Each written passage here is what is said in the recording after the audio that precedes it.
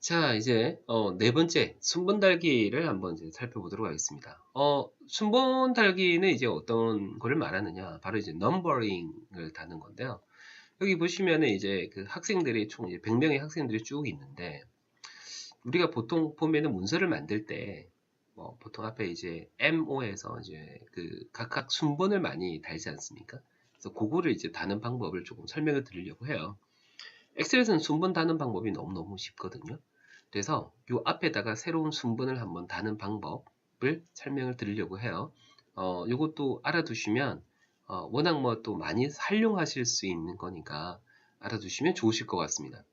먼저 이제 A 열 앞에다가 새로운 거를 삽입해서 순번을 다는 게 보통 좋겠죠? 그래서 A열에 마우스를 찍으시고 오른쪽 마우스를 눌러서 삽입 버튼을 눌러서 이제 새로운 어떤 순번을 한번 달아보겠습니다. 자, 그래서 제목을 순번이라고 이제 입력을 하고요.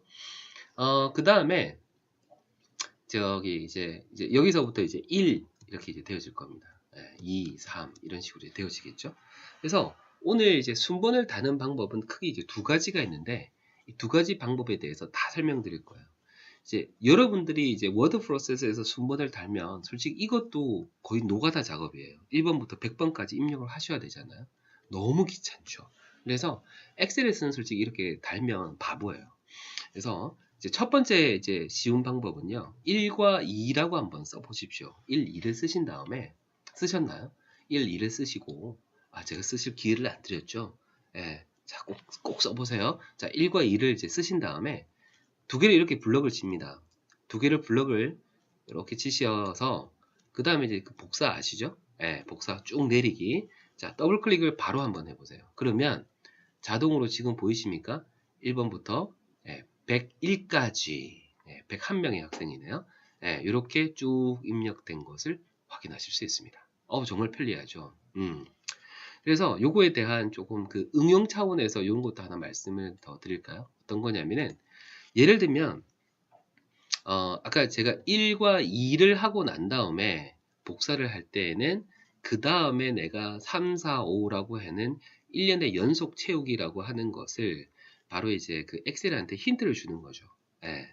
자, 그 다음에 만약에 예를 들면 여러분들이 1, 2가 아니라 2, 4 이렇게 입력하면 어떻게 될까요? 자, 이렇게 해서 블럭을 치신 다음에 쭉 한번 역시 더블 클릭을 한번 해보시면은요. 그렇습니다. 바로 2의 배수만큼 짝수가 입력되어지게 됩니다. 만약에 1, 3 이렇게 입력하게 되면 어떻게 되나요? 그렇죠? 1, 3 블럭 치시고 쭉 내리시면 다음과 같이 이렇게 쭉 보입니다. 꼭 두 개만 입력되느냐? 절대 그건 아니에요. 예를 들면 5의 배수를 한번 입력해 볼까요? 50 이렇게 입력하면 되겠군요. 5 예를 들면 이렇게 한번 해볼까요? 그러면 1 뭐가 좋을까요? 예를 들면 지금 갑자기 뭐 생각이 안 나는데요. 13 네. 뭐 지금 좀 만들어낸 거 15 예를 들면 뭐 17 이렇게 이제 했다라고 한다면 이 세 가지를 블럭을 치셔서 내리시면 뭐 이렇게 되시는 것도 문제가 없으세요. 자, 이렇게 이제 그 순번을 다는 첫 번째 방법을 이제 말씀해 드렸습니다. 요 방법을 하나 기억하고 계시고요. 그 다음에 제가 이제 두 번째 역시 이제 순번 다는 방법을 말씀을 드릴게요. 역시 이번에는 우리가 처음에 줬던 순번 다는 방법 옆에다가 역시 새로운 열을 하나 삽입을 해서 자, 두 번째 순번을 다는 방법을 자, 말씀을 드리겠습니다. 두 번째는 많이 쓰이는 방법이 바로 이제 row라고 하는 함수를 쓰는 방법이에요. row. 네. 이제 저번 우리가 column, row 이렇게 했잖아요. 그래서 이제 우리가 열이라고 하는 그런 우리가 이제 그 영어의 row를 이제 쓰시고 난 다음에 바로 여기에서 가로를 열고 바로 닫아 버리세요. 네, 가로를 열고 닫습니다. 네, row를 입력하시고 가로를 열고 닫고 난 다음에 자, 바로 그냥 한번 엔터를 쳐 보실래요? 이 equal row라고 하는 것 자체가 함수예요. 열에 이제 부분이죠. 열을 나타내라. 열의 이 순번을 나타내라 라고 하는 뜻인데요. 바로 엔터를 쳐보시면은 이게 이제 현재 로우의 그 번호를 보여주는 겁니다. 그래서 2라고 이렇게 표현이 돼요. 2. 아시겠죠? 그런데 우리가 지금 나타내는 것은 뭡니까? 그렇죠? 맞습니다. 바로 이제 그 이 순번을 나타내야 되니까 지금 저희 시작이 뭐예요? 예, 시작이 1부터 시작되어져야 되잖아요. 그래서 이꼴 로 가로 열고 해서 마이너스 1을 하게 되면 어떻게 되나요? 원래 로우를 통해서 2라고 나타내는데 2 나온 결과에서 마이너스 1이 되니까 결과는 1이 되어지는 거죠. 그래서 이렇게 하셔서 쭉 역시 복사를 해서 내리시면 다음과 같이 바로 행복, 그러니까 그 번호를 순번을 이렇게 다는 그런 방법이 되겠습니다. 뭐 어떤 거를 쓰시든 편하신 대로 쓰시면 되는데요. 이거에 이제 그 1장 1단이 있어요. 어떤 거냐면 앞에 제가 이제 말씀해 드렸던 1, 2, 3, 4라고 하는 방식은 일종의 고정 번호와 같은 역할을 합니다. 고정 번호와 같은 역할을 하고요. 뒤에 있는 row 함수를 써서 이렇게 순번을 나타낸 것은 고정보다는 상대적인 어떤 계속해서 변화되어지는 느낌을 줍니다. 자, 예를 들면은요, 이게 이렇게 생각해 보시면 돼요. 첫 번째 양은지라는 학생의 이게 예를 들면 이 1이라고 하는 것이 마치 이 양은지와 딱 매칭이 되어지는 그런 번호다. 예를 들면 접수 번호 같은 경우에는 변하면 안 되잖아요. 이 양은지라는 학생의 접수 번호는 1이다. 뭐 이렇게 이제 되어지는 거죠. 예, 홍길동은 2번. 뭐 이런 개념이고요. 두 번째에 있는 이 상대 개념은 그냥 이 친구가 먼저 제일 첫 번째로 이제 들어오는, 그러니까 고정 번호가 아니라 자동으로 이제 매겨지는 그런 개념입니다. 왜 자꾸 설명드리냐면 이렇게 한번 보실까요? 이제 삭제를 한번 해보겠습니다. 제가 3이라고 있는 부분을 제가 한번 삭제를 딱 해보면 자, 어떻게 되나요? 아까 앞에서 말씀드렸던 이 고정식으로 진행된 것은 삭제를 하면은 당연히 3이 없어지게 되는데 row 함수를 쓴 것은 항상 row equal 마이너스 1이 적용되기 때문에 바로 새로운 어떤 번호로 카운트가 되어지는 그런 특징이 있습니다. 아시겠죠? 그래서 역시 마찬가지예요. 여기에서 여러분들이 예를 들면은 새로운 학생이 들어왔다라고 했을 때 여기에 이제 새로운 또 칸을 많이 중간에 삽입했다고 생각을 해보시면 여기에서 컨트롤 C를 하셔서 그냥 자동으로 5가 비워져 있거든요. 그래서 5라고 되어지는데 이 같은 경우에는 어떻게 해야 됩니까? 넘버링을 새로 달아야 되죠. 그렇죠. 여기에 지금 6이 들어가니까 여기는 뭐예요? 7이 다시 되어줘야 되니까 쭉 다시 달아야 됩니다. 그래서 1, 2를 블럭을 쳐서 다시 이렇게 넘버링을 새로 다셔야 되는 그런 차이점이 있다 하는 것을 기억을 하시면 되겠습니다. 자, 이제 오늘 순번을 달아봤고요. 이제 마지막으로 이제 정렬하는 방법을 조금 설명을 드리고자 합니다. 자, 이거 제가 지울게요. 자, 이제 정렬하는 방법을 말씀을 드릴 텐데요. 정렬은 이제 나중에 저희가 부분합에서도 많이 활용되어지는 부분이거든요. 그래서 저희가 이제 그 분석이란 엑셀 분석을 할 때 이 정렬은 반드시 꼭 아셔야 되는 필수적인 사항이다라는 것을 꼭 기억해 주십시오. 그래서 정렬은 아마 여러분들이 많이 아실 거예요. 근데 여기서 이제 정렬에 대해서는 크게 두 가지 사항을 기억을 하시면 돼요. 그러니까 정렬에 대한 조건이 한 가지인지 아니면은 정렬의 기준이 두 가지 이상인지에 따라서 좀 다릅니다. 그래서 정렬은 매우 쉬운데 자, 한번 정렬을 해볼까요? 이렇게 한번 해보겠습니다. 지금 보시면은 1학년 순에서부터 지금 여기 지금 학년이니까 4학년 순대로 되어져 있습니다. 그래서 만약에 이것을 자, 4학년 순대로 해볼까요? 지금 1학년, 2학년, 3학년, 4학년이니까 낮은 순에서 높은 순대로 이렇게 정렬되어진 것을 우리가 내림차순이라고 합니다. 오름차순이라고 하고요. 높은 점수에서 낮은 점수로 내려가는 것을 우리가 내림차순이라고 이야기하거든요. 그래서 보시면은 정렬은 어디에 있느냐 하면 이 상위 맨 위에 보시면 정렬 및 필터라고 하는 것을 쉽게 찾으실 수가 있어요. 그래서 여기에서 짠 클릭을 하시면 자, 이걸 제가 조금 축소를 해서 보여드리겠습니다. 여기에서 짠 클릭을 해보시면 제가 여기 좀 작네요. 네. 조금 더 줄여보도록 하겠습니다. 네, 이걸 조금 더 줄여서요. 자, 여기서 해보겠습니다. 자, 정렬을 클릭을 하시면 지금 보시면은 크게 두 가지 정렬이 있는 거 확인하실 수 있죠. 바로 오름차순, 텍스트 오름차순 정렬과 텍스트 내림차순 정렬이 있어요. 그래서 자, 이렇게 하시면 돼요. 자, 다시 한번 쭉 설명을 드리면 학년, 내가 정렬하고 싶은 곳에 마우스 포인트를 콕 찍으세요. 이것만 하시면 돼요, 정렬은. 자, 콕 찍으시고 정렬 메뉴를 가셔서 내림차순이나, 이건 지금 이미 내림차순으로 돼 있거든요. 자, 죄송합니다.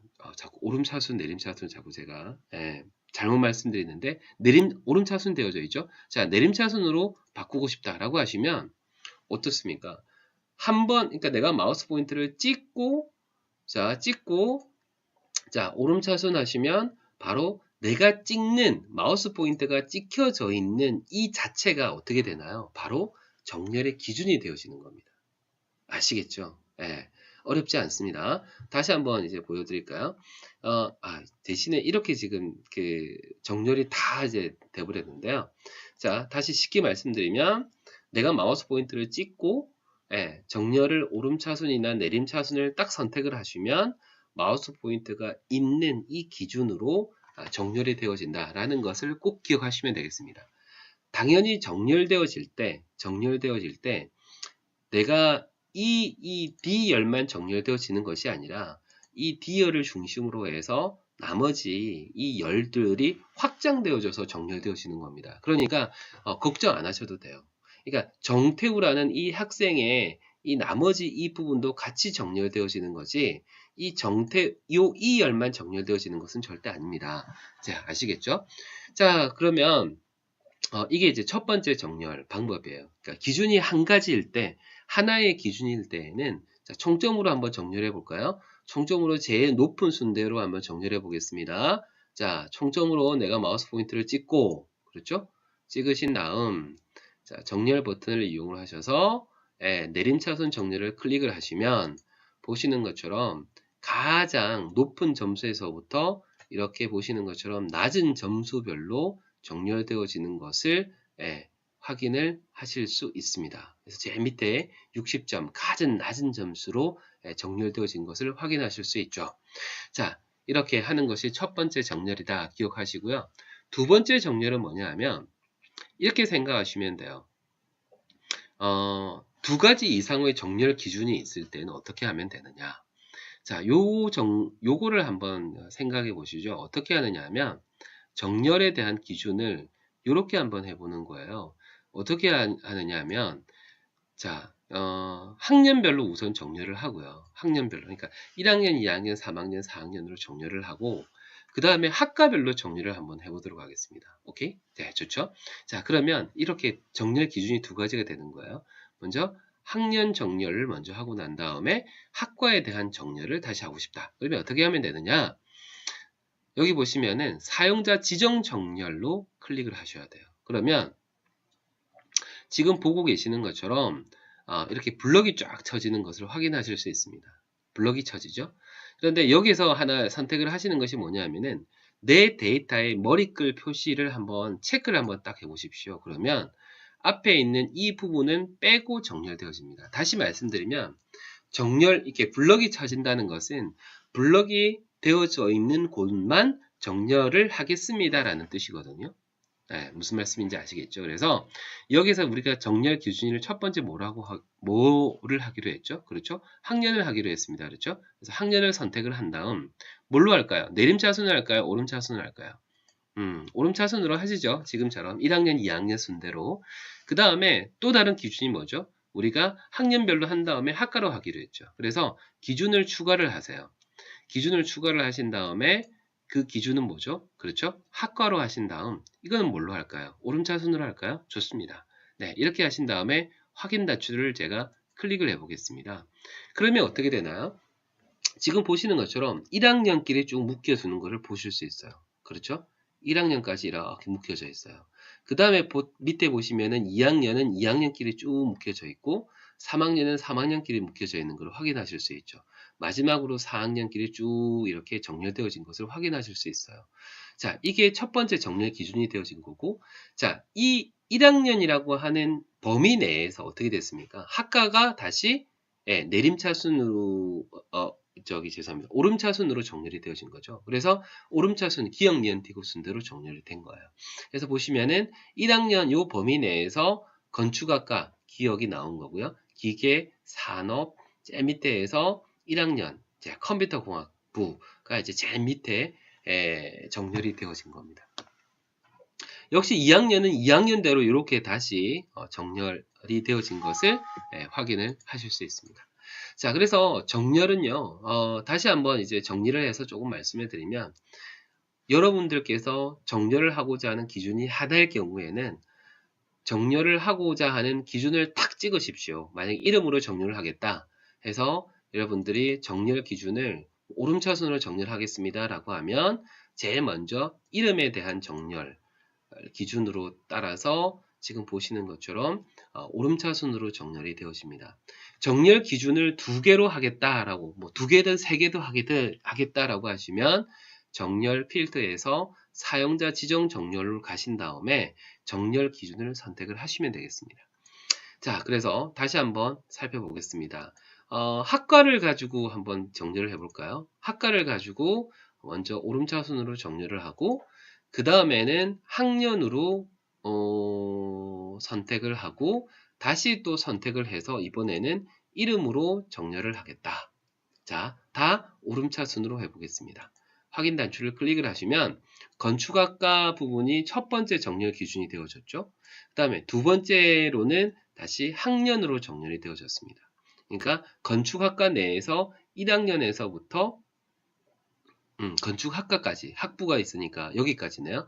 건축학과 내에서 보시면은 1학년에서부터 4학년까지 정렬이 된 거고 그 다음에 이름은 어떻게 되나요? 이름은 1학년 내에서만 정렬이 되어진 거예요. 요거 혼돈을 가지시면 안 되겠습니다. 그러니까 첫 번째 정렬 기준을 할 때에는 지금 보시는 것처럼 건축학과가 여기까지인가요? 건축학과까지가 첫 번째 정렬 기준이 되어진 거고요.